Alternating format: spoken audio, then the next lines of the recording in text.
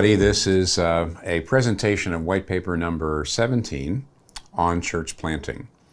The first thing I want to talk about is what I would call the specificity, flexibility tension when it comes to speaking to church planters about how to go about church planting. The specificity, flexibility principle. What I mean is this: Redeemer City to City is not a program-driven ministry. In other words, we do not have a kind of set way that everybody plants churches, no matter where you are in the world. Here it is, turnkey, these 8 steps and that kind of thing. No, we don't do that. We're all on contextualization. We're helping national leaders to start churches in their own countries, and so we do not dictate those things. So there's huge flexibility. We are a DNA-driven ministry. We say, here's the DNA, which we've been talking about in all these papers, and we don't tell people exactly how they have to plant churches. And yet, church planters who are getting started would love to have some specific ideas.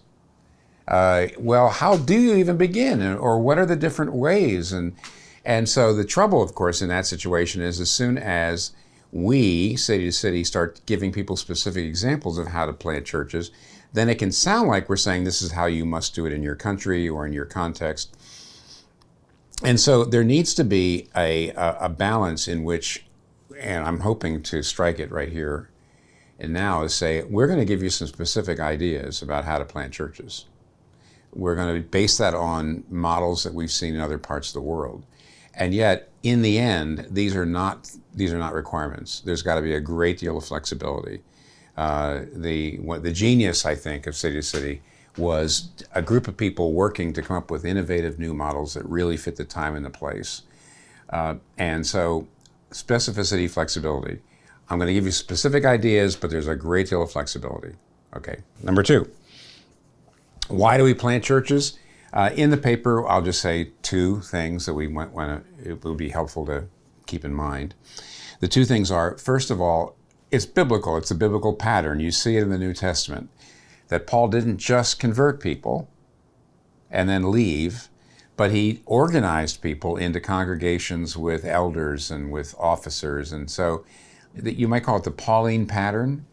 Is a very, very important biblical model. The book of Acts, and not just the book of Acts, but the rest of the New Testament, clearly shows that converts were congregated. Converts were not just converted, but they were brought into relationships with each other, and they became bodies, communities, congregations, churches. And so that's the first thing. The second is the reason to do church planting, especially people would say, well, why do church planting in parts of the world where there's already a lot of churches? And the answer to that is because new churches are perhaps the most evangelistically effective way that you can reach people. It is very often said and claimed that new churches are better at reaching new generations and new immigrant groups and new people groups. Secondly, it's often claimed that in general, new churches are better at reaching unchurched, non-Christian people than older churches. And in the paper, we talk a little bit about the fact that that's very common, and ultimately those statements hold up. It is true in general that new churches tend to do a better job of reaching non-believers, and they also do a better job of reaching new groups. But it's also something we point out in the paper, and it's not like newness is a magic bullet. It's not like just being new automatically. That's what happens. It's more like new churches tend to have more missional, outreaching attitudes. They often tend also to locate themselves better, to go to places where there's a lot of unreached people or where there's a lot of mobility and a lot of change. Very often, church planters have an evangelistic heart. So it's not automatic that a new church reaches new people and non-believers better. Nevertheless, in general, that's another reason to start new churches, and that is that it is, frankly, there's less opposition in a new church brand new church, to reaching out to non-believers than there is in the old churches, where very often the members' vested interests reign and rule. Third, there are different kinds of church planters, and I'll mention three that the church planting literature talks about. And depending on your part of the world, you may find one of these three kind of odd, or you don't know, you've not heard of it, but all three exist. I'm going to call them what some other people call them pastoral church planters, catalytic church planters, and apostolic church planters. A pastoral church planter, which is, at least in North America, tends to be the what most people consider the only model. A pastoral church planter is a person who comes very often on the pastor's own, not in a team, and plants the church and then stays as the permanent pastor. A catalytic church planter is someone who comes very often with a team, starts a church, and when the church grows to a certain spot, leaves the church to start a daughter church, very often with part of the team. And so catalytic church planters move more rapidly, and they move from place to place, and they don't just start the church and then grow the church, they start the church and then give it to someone else to grow.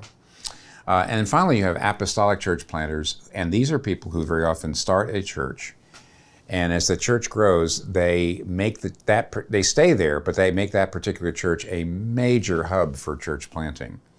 And very often that the church gives the apostolic church planter a lot of time to spend training all the other leaders and getting out to other churches. And the apostolic church planter is really seen as a movement leader, but stays home at the church. So those are the three. Read about them: pastoral, catalytic, apostolic. You say, well, which is the right one, or how do we do? It depends, on a lot of things. It depends on how affluent or poor the communities are. It depends a great deal on the gift mix of the church planters. So it depends on many, many things. Fourth, and this is a very big one, what are the traits or the characteristics of church planters? In other words, if you're trying to assess whether you should plant a church, or if you're trying to assess whether somebody else should plant a church, what are the characteristics you ought to be looking for?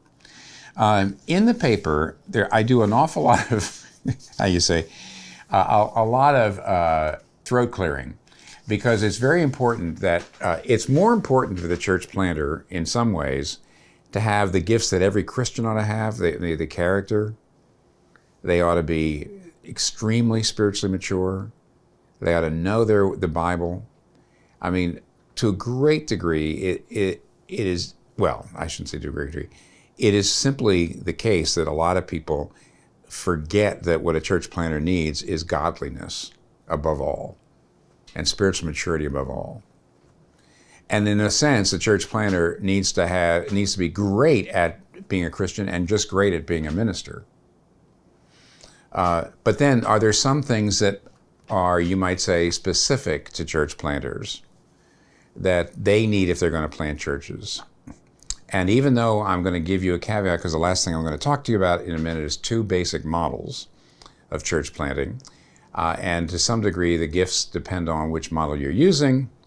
Nevertheless, I would say this. First of all, largely, by and large speaking, church planters need to be somewhat entrepreneurial.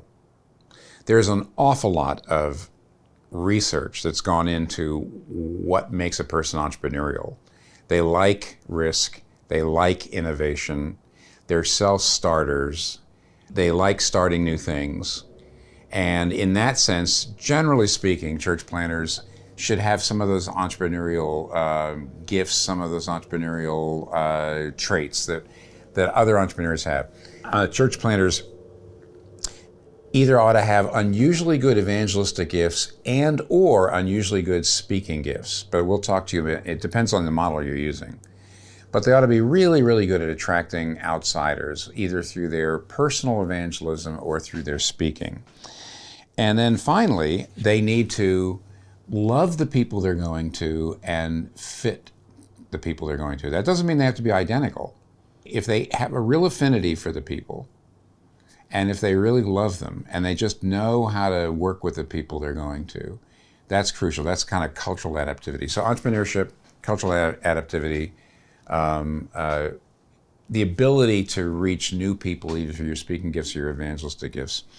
But that leads me to my the last thing I want to talk to you about.